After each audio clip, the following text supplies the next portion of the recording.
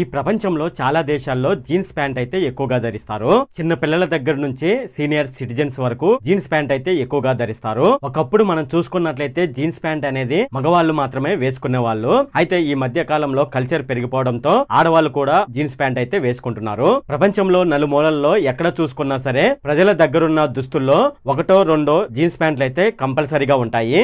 నేటి ఫ్యాషన్లలో మనం చూసుకున్నట్లయితే ఎంతో ప్రాధాన్యతను సంతరించుకున్న జీన్స్ ఉత్తర కొరియాలో మాత్రం ధరించరు.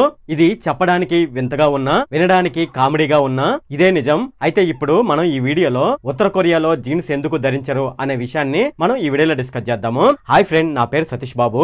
నేను ఎప్పటికప్పుడు రియల్ ఫ్యాక్ట్స్ కి సంబంధించిన వీడియోస్ అయితే చేస్తూ ఉంటాను. అలాగే రీసెంట్ గా జరిగిన ఇష్యూస్ గురించి, లోకల్, స్టేట్, సెంట్రల్, గ్లోబల్ కి సంబంధించిన పొలిటికల్ ఇష్యూస్ గురించి అయితే నేను వీడియోలు చూస్తూ ఉంటాను. ఎవరైతే నా వీడియో ఫస్ట్ టైం చూస్తున్నారో వాళ్ళైతే తప్పకుండా సబ్స్క్రైబ్ బటన్ మీద ప్రెస్ చేసి సబ్స్క్రైబ్ అయితే చేసుకోండి. ఫ్రెండ్స్, నేను వీడియోలు చేయడానికి చాలా గంటలైతే సమయం అయితే పడుతుంది. ఎవరైతే నా ఛానల్ ని సబ్స్క్రైబ్ చేసుకుంటారో వాళ్ళు నేను పడిన కష్టానికి అలాగే నా ఛానల్ కి సపోర్ట్ చేసిన వాళ్ళు అవుతారు. ఇప్పుడు మనం వీడియోలోకి అయితే వెళ్ళిపోదాం. ఈ వీడియోలోకి వెళ్లే ముందు నాది ఒక క్వశ్చన్. అదేమిటంటే ఉత్తర కొరియా రాజధాని ఏమిటి? నేను దీనికి 4 ఆన్సర్లు అయితే ఇస్తాను. కరెక్ట్ ఆన్సర్ ఏంటి అనేది మీరు కింద కామెంట్ సెక్షన్ లో అయితే తెలియజేయండి. ఈ 4 ఆన్సర్లో మొదటిది A Seoul, P Pyongyang, C Busan, B Tokyo. So ఈ 4లో కరెక్ట్ ఆన్సర్ ఏంటి అనే విషయాన్ని మీరు కింద కామెంట్ సెక్షన్ లో అయితే తెలియజేయండి. నేను దీనికి కరెక్ట్ ఆన్సర్ ఏంటి అనేది ఈ వీడియో చివరిలో నేనైతే మీకు చెప్తాను. ఈ వీడియో ఎవరైతే చివరి వరకు చూస్తారో వాళ్ళైతే దీనికి కరెక్ట్ ఆన్సర్ అయితే తెలుసుకుంటారు. ఇప్పుడు మనం వీడియోలోకి అయితే వెళ్ళిపోదాం. ఉత్తర కొరియా ప్రజలు అక్కడ జీన్స్ ప్యాంట్ అనేది ధరించకపోవడానికి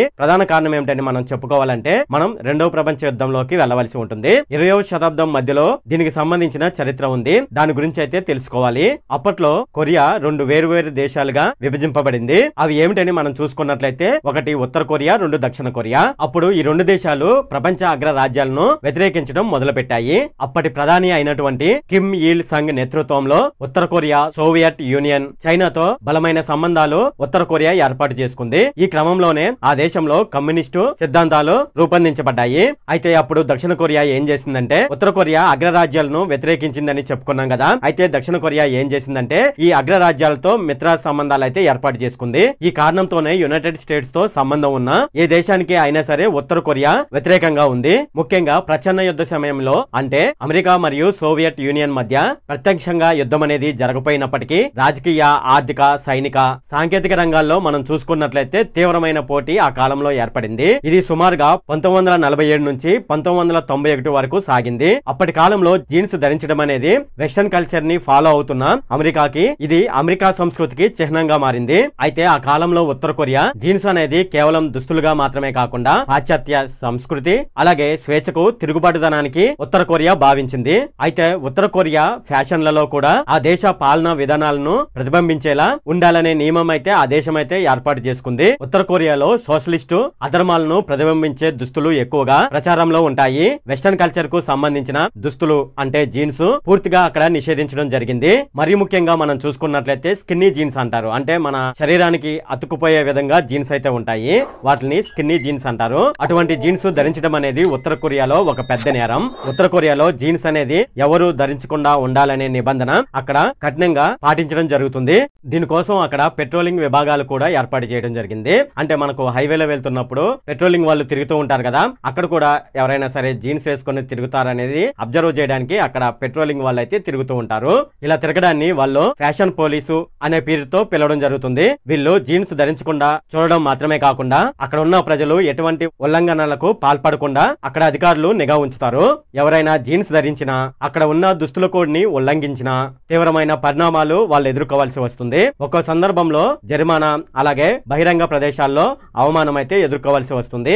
ఒక్కొక్కసారి జైలు శిక్ష కూడా ఇందులో భాగంగా ఉంటుంది. ఈ ఫ్యాషన్ పోలీసులు కేవలం రూల్స్ ని ఉల్లంఘించిన వారిని పట్టుకోవడమే కాకుండా అక్కడ సోషలిస్టు విధానాలు అమలు జరిగేలా అక్కడ ఉన్న ప్రజలకు అవగాహన కూడా కల్పిస్తారు. ఉత్తర కొరియాలో ధరించే దుస్తులు ఫ్యాషన్ లో భాగం మాత్రమే. ఇక్కడ అది పాలన పట్ల విధేయత కూడా చూపుతుంది అనేది అక్కడ వారి అభిప్రాయం. ఉత్తర కొరియాలో జీన్స్ ను నిషేధించడం అనేది ఒక ఉదాహరణలో భాగమే. అక్కడ ఉన్న అధ్యక్షుడైనటువంటి కిమ్ పాలన తన అధికారంపై పట్టు కొనసాగించడానికి ప్రజలకు చాలా కఠినమైన నిబంధనలు అయితే కిమ్ విధించడం జరిగింది. అయితే ఈ వీడియో మొదట్లో నేను మీకు ఒక క్వశ్చన్ అయితే వేసాను కదా, సో ఆ క్వశ్చన్ కి ఆన్సర్ ఏంటని మనం చూసుకుందాము. అయితే ఆ క్వశ్చన్ ఏమిటంటే ఉత్తర కొరియా రాజధాని ఏమిటి అనేది క్వశ్చన్ అనమాట. అయితే దానికి సంబంధించిన ఆప్షన్స్ ఏంటంటే A Seoul, Seoul, B Pyongyang, C Busan, D Tokyo. దీనికి సరైనటువంటి ఆన్సర్ ఏంటంటే ప్యాంగాంగ్. ఇది ఫ్రెండ్ ఈ వీడియో ఎవరైతే చివరి వరకు చూస్తున్నారో వాళ్ళైతే కామెంట్ సెక్షన్ లో జై హింద్ అని టైప్ చేయండి. ఫ్రెండ్ ఈ వీడియో కనుక మీకు నచ్చినట్లయితే ఇక్కడ క్రింద ఉన్న రెడ్ కలర్ సబ్స్క్రైబ్ బటన్ మీద అయితే ప్రెస్ చేయండి. అలాగే ఈ వీడియోని మీ ఫ్రెండ్స్ అండ్ ఫ్యామిలీ మెంబర్స్ కి అయితే షేర్ చేయండి. అలాగే ఈ వీడియో సంబంధించి ఏమైనా కామెంట్లు ఉన్నాయి అనుకోండి, నాకు తప్పనిసరిగా క్రింద ఉన్న కామెంట్ సెక్షన్ లో అయితే తెలియజేయండి. ఈ వీడియో ఎంత friend. Okay, thank you friend.